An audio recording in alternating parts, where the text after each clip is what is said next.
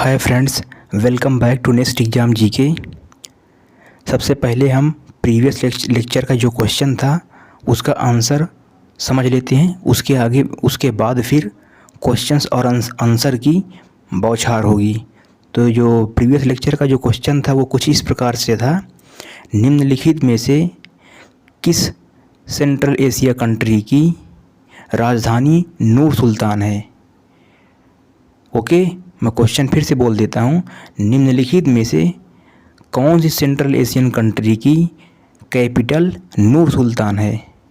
Option उसमें थे Tajikistan, option B था किर्गिस्तान, ऑप्शन सी था कजाकिस्तान, ऑप्शन डी था उज्बेकिस्तान। तो इसका जो राइट आंसर था वो था ऑप्शन सी कजाकिस्तान। कजाकिस्तान की जो कैपिटल है वो है नूर सुल्तान। अब नूर सुल्तान के बारे में कुछ और जान लेते हैं। तो इसका नाम जो है पहले कुछ और था और वो नाम जो था वो अस्ताना नाम था। ओके, पहले नूर सुल्तान जो था वो अस्ताना नाम से जाना जाता था। फिर वहाँ के एक प्रेसिडेंट थे जिनका नाम नूर सुल्तान नज़र बेयवो करके था। तो वो करीब 30 साल तक लगभग प्रेसिडेंट वहाँ के रहे हैं। तो उन्हीं के नाम पे 23 मार्च 2019 को वहाँ की जो राजधानी का नाम है आस्ताना से कर दिया गया नूर सुल्तान। ओके, और तजिकिस्तान की जो कैपिटल है वो है दुशानबे, और किर्गिस्तान की जो है वो है बिश्केक, और उज्बेकिस्तान की जो है वो है ताशकंद। ताशकंद वही है जहाँ पे लाल बहादुर शास्त्री की डेथ हुई थी। और सेंट्रल एशियन कंट्री जो है वो 5 हैं, इनमें से तजाकिस्तान, किर्गिस्तान, कजाकिस्तान, उज्बेकिस्तान और एक है तुर्कमेनिस्तान। तो तुर्कमेनिस्तान की जो कैपिटल है वो है अशखाबाद। आशा करता हूँ कि आपको प्रॉपर आंसर विद एक्सप्लेनेशन मिल गया होगा। तो जो मैं एक क्वेश्चन प्रीवियस लेक्चर में क्वेश्चन नंबर 13 का जो ऑप्शन बी था उसमें किसी को कुछ प्रॉब्लम हुआ हो तो मैं उसका आंसर दे रहा हूँ। देखिए, टिम बर्नर्स ली ने किया था www का इन्वेंट और रे टॉमलिंसन ने किया था ईमेल का। ओके, आज का हमारा पहला क्वेश्चन है। क्वेश्चन पहला है, भारत की सबसे दूर मारक क्षमता वाली बैलिस्टिक मिसाइल है? ऑप्शन ए है ब्रह्मोस, ऑप्शन बी है अग्नि 5, ऑप्शन सी है पृथ्वी 3, ऑप्शन डी है आकाश। इसका जो राइट आंसर है वो है ऑप्शन बी अग्नि 5। ओके, देखिए, एक होती है बैलिस्टिक मिसाइल, एक होती है क्रूज मिसाइल। तो क्रूज और बैलिस्टिक में डिफरेंस होता है, जो कि क्रूज का जो मारक क्षमता होती है वो कम होती है बैलिस्टिक की मिसाइल, क्योंकि बैलिस्टिक ये काफ़ी इसकी हाई एल्टीट्यूड पे जा करके फिर अटैक करती है, और जो क्रूज मिसाइल होती है वो सीधे जाती है।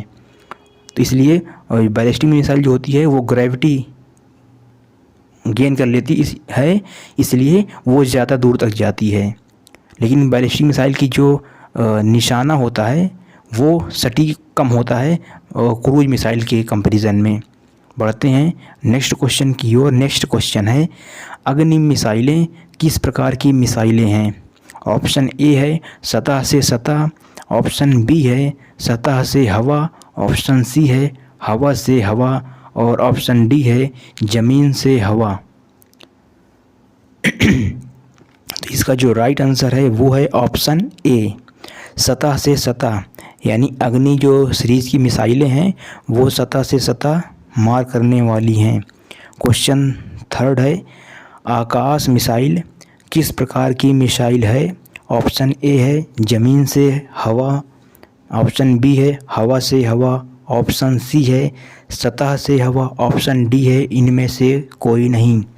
इसका जो राइट आंसर है वो है ऑप्शन ए ज़मीन से हवा में मार करने वाली मिसाइल है आकाश मिसाइल।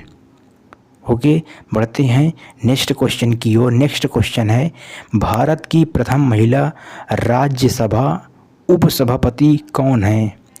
ऑप्शन है इसके फातिमा बीबी, ऑप्शन बी है वॉयलेट अल्वा, ऑप्शन सी है राधाबाई सुब्बारायन, ऑप्शन डी है अन्ना जॉर्ज।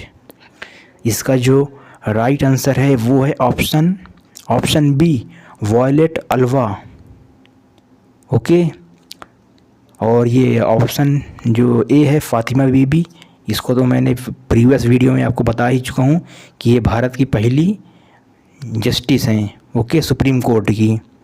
और जो राधाबाई सुब्बारायन है, ये हैं पहली फीमेल मेंबर ऑफ पार्लियामेंट यानी कि सांसद।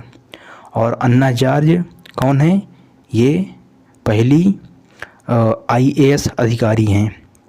बढ़ते हैं नेक्स्ट क्वेश्चन की ओर। नेक्स्ट क्वेश्चन है 5th, UPSC की प्रथम महिला अध्यक्ष कौन है? ऑप्शन ए है अन्ना जॉर्ज, ऑप्शन बी है जयंती पटनायक, ऑप्शन सी है VS Rama Devi, option D है रोज मिलियन मैथ्यू। इसका जो राइट आंसर है वो है ऑप्शन डी, रोज मिलियन मैथ्यू इसका राइट आंसर है। देखिए इसमें और समझ लेते हैं। अन्ना जॉर्ज को मैंने बता चुका हूँ कि वो पहली IAS अधिकारी हैं। ऑप्शन बी जो है जयंती पटनायक, वो है पहली महिला जो राष्ट्रीय महिला आयोग है उसकी अध्यक्ष हैं, जो कि पहली हैं। ओके, और जो ये VS रमा देवी हैं, ये राज्यसभा की पहली सेक्रेटरी हैं, महिला सेक्रेटरी, सचिव जो होता है। बढ़ते हैं अगले क्वेश्चन की ओर। क्वेश्चन अगला है, जापान की संसद का नाम क्या है? ऑप्शन ए है ड्यूमा, ऑप्शन बी है युआन, ऑप्शन सी है डायट, ऑप्शन डी है मजलिस। इसका जो राइट आंसर है वो है ऑप्शन सी, डायट। ओके, और ड्यूमा कहाँ की है, ये है रशिया की। युआन कहाँ की है, ये है ताइवान की।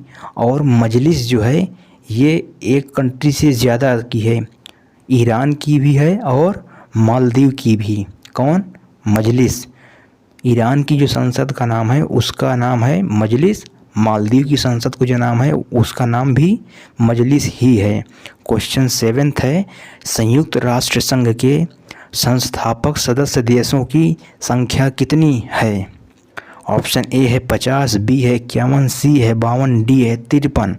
इसका जो राइट आंसर है वो है ऑप्शन बी, 51।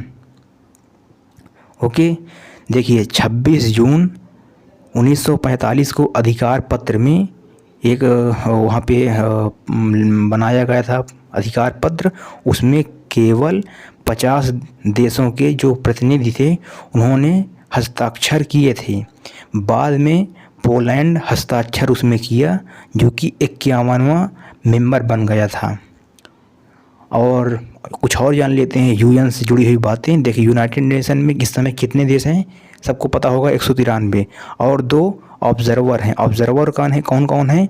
ऑब्जर्वर है उसमें मतलब कि ऑब्जर्वर मतलब होता है कि वो फुल फ्लेजेड मेंबर नहीं है उसके UN के, मतलब उनको एक पूर्ण देश का दर्जा नहीं प्राप्त है।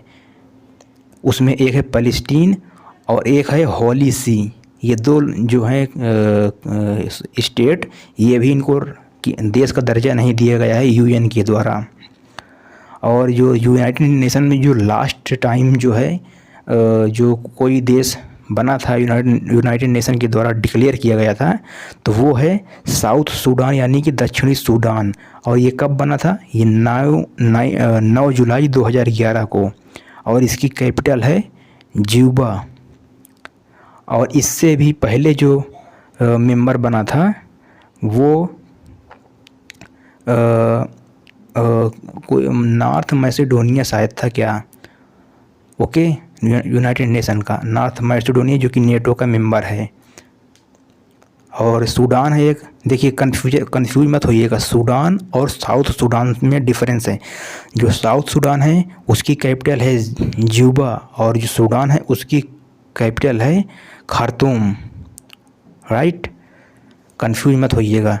अगला क्वेश्चन है मैन बुकर इंटरनेशनल प्राइज़ किस क्षेत्र में दिया जाता है? ऑप्शन ए है साहित्य, ऑप्शन बी है विज्ञान, ऑप्शन सी है खेल, ऑप्शन डी है शांति। इसका जो राइट आंसर है वो है ऑप्शन ए, साहित्य, और साहित्य में वो भी नॉवेल में दिया जाता है। देखिए कंफ्यूज मत होइएगा, एक होता है मैन बुकर इंटरनेशनल प्राइज़, एक होता है मान बुकर प्राइज़ केवल। तो जो मैन बुकर प्राइज़ होता है वो कॉमनवेल्थ के जो नेशंस हैं उनको दिया जाता है। अब कॉमनवेल्थ के जो नेशन हैं उनको वो कौन कौन से होते हैं, तो वो कॉलोनीज़ जो कि कभी भी ब्रिटेन का कॉलोनी रह चुकी हैं या गुलाम रह चुकी हैं।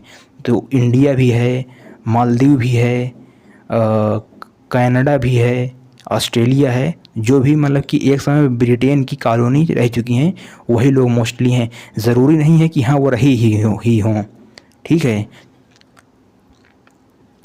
और मैन बुकर प्राइज़ में जो होता है वो ओरिजिनली जो है इंग्लिश में ही होना चाहिए, लेकिन मैन बुकर जो इंटरनेशनल प्राइज़ है उसमें नॉवेल को किसी दूसरे भाषा के से अगर ट्रांसलेट कर दिया जाए तो भी उसमें नोबेल प्राइज़ मिल सकता है। अरे सॉरी, नोबेल नहीं, Man Booker International Prize. Okay, एक होता है मैन बुकर प्राइज़, एक होता है मैन बुकर इंटरनेशनल प्राइज़। तो मैन बुकर जो प्राइज़ है उसमें केवल इंग्लिश में ही साहित्य होना चाहिए, और जो मैन बुकर इंटरनेशनल प्राइज़ है उसमें ट्रांसलेशन भी किया जा सकता है, तो भी उसमें मैन बुकर इंटरनेशनल प्राइज़ मिल सकता है। बढ़ते हैं नेक्स्ट क्वेश्चन की ओर। नेक्स्ट क्वेश्चन है, निम्नलिखित में से किस देश में एक सदनी व्यवस्था नहीं है। मैं क्वेश्चन फिर से बोल देता हूँ, निम्नलिखित में से किस देश में एक सदनी व्यवस्था नहीं है। एक सदनी मतलब कि यूनिकैमरल, यानी कि एक सदन केवल वहाँ पे हो। जैसे हमारे यहाँ लोकसभा और राज्यसभा है, मान लो राज्यसभा ना होती तो फिर उसको एक सदनी व्यवस्था यानी कि यूनिकैमरल बोलते, और हमारे यहाँ भी राज्यसभा भी है, लोकसभा भी है, तो इसको बाई कैमरल बोलते हैं। तो क्वेश्चन इसके जो ऑप्शंस हैं, ऑप्शन ए है फिनलैंड, ऑप्शन बी है न्यूजीलैंड, ऑप्शन सी है नॉर्वे, ऑप्शन डी है इनमें से कोई नहीं।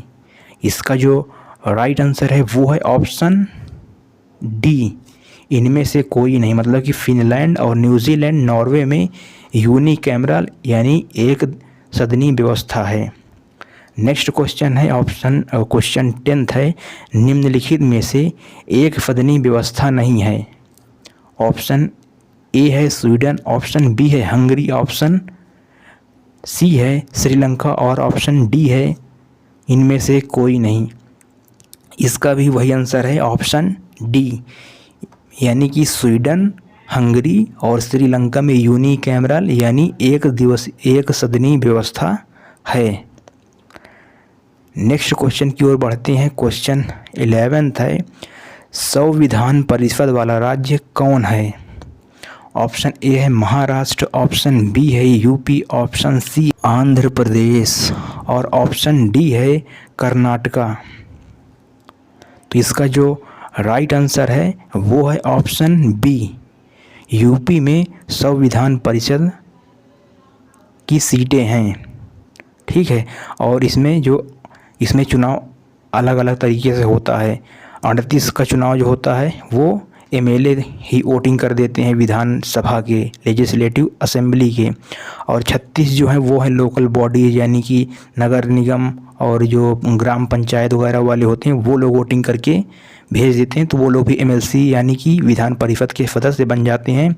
और 8 का जो चुनाव होता है वो टीचर्स के द्वारा होता है, और 8 का चुनाव ग्रेजुएट्स के द्वारा होता है, प्लस 10 जो है गवर्नर नॉमिनेट करता है। ये यूपी का है, मैंने बताया, क्योंकि यूपी से संविधान परिषद सीटें वहाँ पे हैं। अब बात ये कर लेते हैं कि ये किस आर्टिकल के अंतर्गत आता है संविधान के, तो ये 169 के अंतर्गत आता है।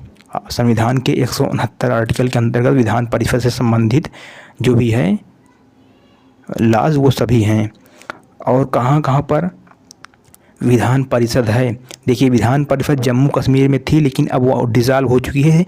वहाँ पे 40 सीटें थी, लेकिन अब वहाँ पे नहीं है विधान परिषद, तो वहाँ पे उसको केंद्र शासित राज्य बनाया जा चुका है। वहाँ से विधान परिषद का जो प्रावधान था वो ख़त्म हो जा चुका है, और विधान परिषद करेंटली जो है केवल 28 राज्य हैं, और जो है 6 राज्यों में केवल विधान परिषद का प्रावधान है, जिसमें से महाराष्ट्र, यूपी कर्नाटका, बिहार, तेलंगाना और आंध्र प्रदेश। बस हो गए, केवल 6 में ही है। बढ़ते हैं नेक्स्ट क्वेश्चन की ओर। पलाश, अशोक, सारस्क्रेन और बारासिंघा को किस राज्य ने राजकीय दर्जा दिया है? ऑप्शन है इसके, ऑप्शन ए है UP, option B Manipur, option C Mizoram, option D Nagaland. इसका जो राइट आंसर है वो है ऑप्शन ए, यूपी ने पलाश का जो फूल होता है, अशोक का पेड़ होता है, सारस एक बर्ड है और बारहसिंघा एक मैमल यानी कि स्तनधारी है, इसको राजकीय होने का दर्जा दिया गया है। यूपी की कैपिटल क्या है? लखनऊ। और मणिपुर, इम्फाल, मिजोरम, आइजोल, नागालैंड, कोहिमा। चलिए आज मैं क्वेश्चन दे रहा हूँ, इसको फिर नेक्स्ट लेक्चर में शुरू होने के पहले मैं आंसर इसको एक्सप्लेन कर दूंगा। क्वेश्चन आज का आप नोट कर लीजिए। अगर आपको देना है आंसर तो आप इसको नीचे कमेंट बॉक्स में दे सकते हैं आंसर। क्वेश्चन है, सोलर सिस्टम के दूरी के बढ़ते हुए क्रम में सबसे ज़्यादा नज़दीक कौन ग्रह है? ऑप्शन है बुध, शुक्र, धरती यानी कि पृथ्वी और फिर मार्स यानी कि मंगल। जो सूर्य के सबसे नीचे नज़दीक है, सबसे कम दूरी वाला जो ग्रह है वो कौन है? सोचिए, समझिए और अच्छे से आंसर दीजिए। तो अब फिर मैं ख़त्म करता हूँ आज का लेक्चर।